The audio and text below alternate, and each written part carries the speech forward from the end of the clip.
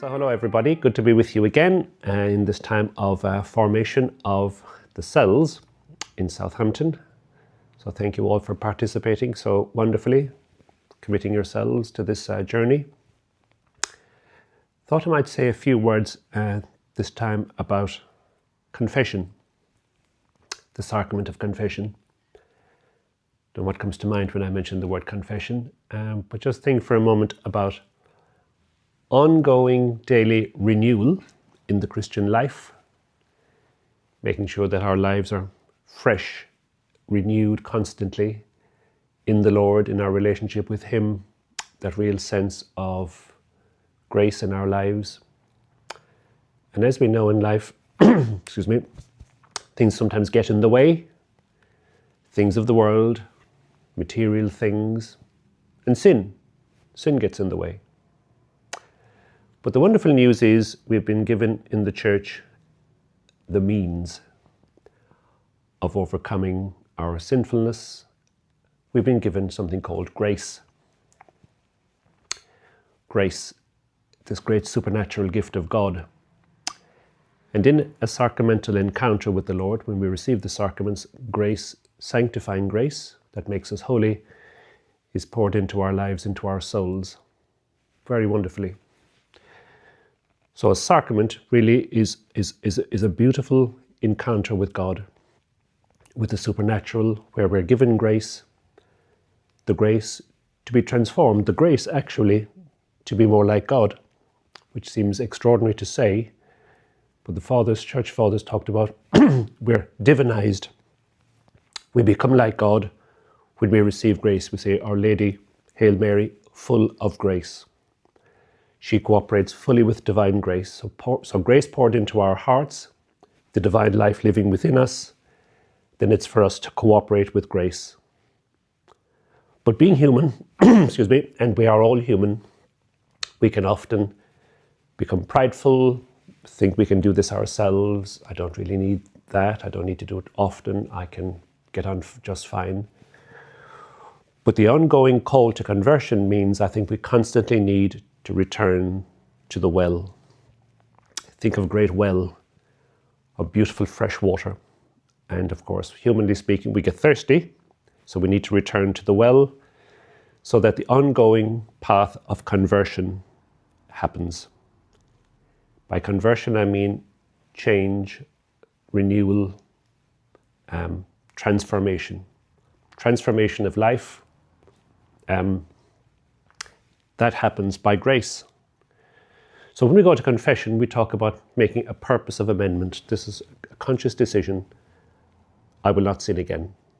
And it's important, despite the fact that we know we most likely will, but we're making that conscious decision not to sin again. So that's one dimension of it. The other dimension, of course, is experiencing God's forgiveness and receiving His grace to bring about that conversion. And we cannot experience grace, divine grace, sanctifying grace, and not be transformed. Everybody in the Bible who encounters the Lord, who encounters the divine, is transformed and is then sent on a task, on a mission. Same with us. We receive grace, we receive forgiveness, the divine life restored to our lives. So in serious sin, we lose the divine life. That's called mortal sin. That's why it's mortal. It's potentially deadly. Separating us from God. Now, we shouldn't worry overly about mortal sin because you need three things. You need full knowledge, grave matter, and full consent. So it happens, but we shouldn't worry. And we shouldn't be overly concerned with sin, though we should take it seriously. But put that in the context of the sacrament, the Lord's forgiveness, His unfathomable mercy, mercy beyond all description or imagination, extraordinary mercy, and as I said, grace, extraordinary grace. So when we come to confession, the vital thing of a good examination of conscience, a good serious look at our lives, in the full context of our lives.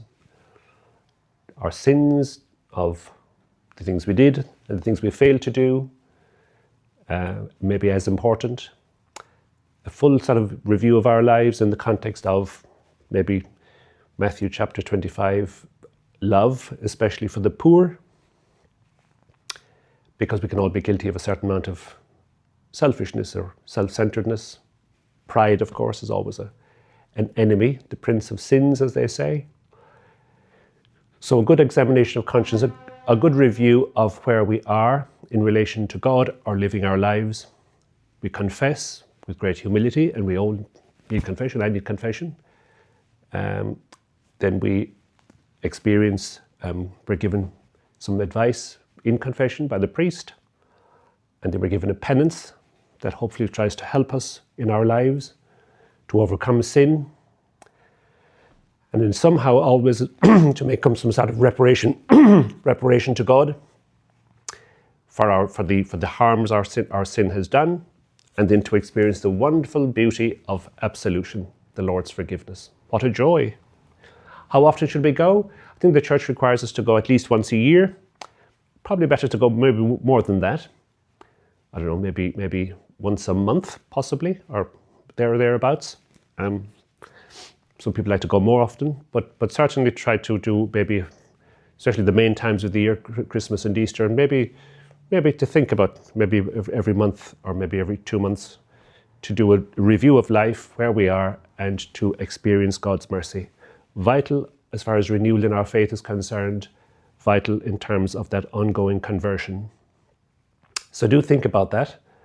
Confession, don't worry about it, because sometimes worry can lead to a certain paralysis in the sense of we're concerned or whatever else. Bring it to the Lord. That's all we're doing in confession.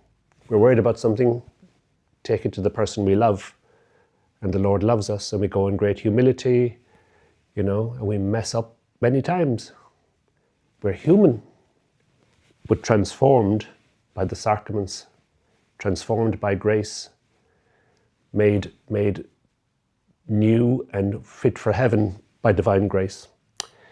So just a few things therefore about confession, vital in our growth of faith, vital in the renewal of our faith, and vital on that path to ongoing conversion. So St. Paul has a lovely phrase. He says, sin abounds, but grace abounds even more.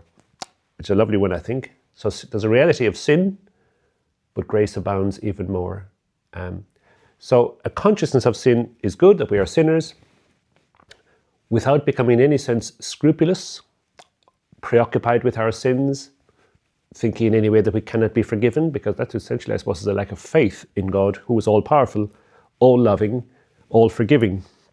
So when we turn in sorrow, confess, I often say to people, you make a great act of faith now that you are forgiven at this moment. You are free. And it's our freedom the Lord is seeking, our growth certainly, our renewal and our conversion in freedom.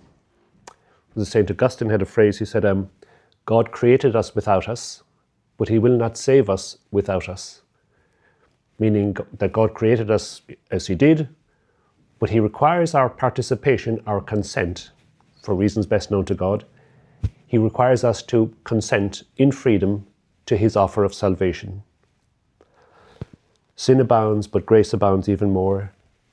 We are sinners. Sin is a reality, but forgiveness and mercy abound even more, and the Lord desiring our response to him in freedom and in love. So just to highlight the preparation then, terribly important that we kind of clear our minds, identify a number of things that we'd like to maybe concentrate on in confession.